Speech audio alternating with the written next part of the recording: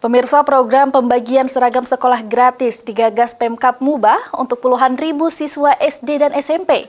Program ini menjadi bagian pemerataan akses dan peningkatan mutu pendidikan.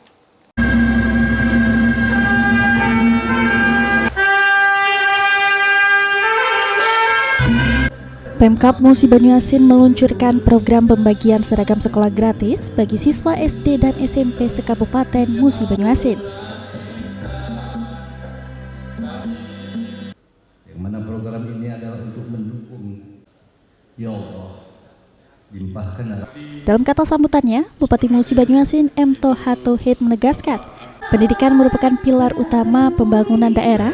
Menurutnya, pendidikan berkualitas harus dapat dirasakan oleh seluruh anak Musi Banyuasin tanpa terkecuali.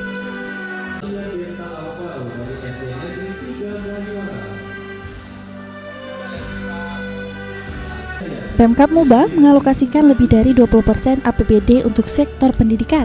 Anggaran tersebut digunakan untuk pembangunan infrastruktur sekolah, penyediaan sarana pembelajaran, bantuan pendidikan, hingga peningkatan kompetensi guru. Program seragam sekolah gratis dinilai sebagai langkah strategis untuk mengurangi beban ekonomi keluarga, mencegah angka putus sekolah, serta meningkatkan kesiapan siswa dalam mengikuti proses belajar mengajar.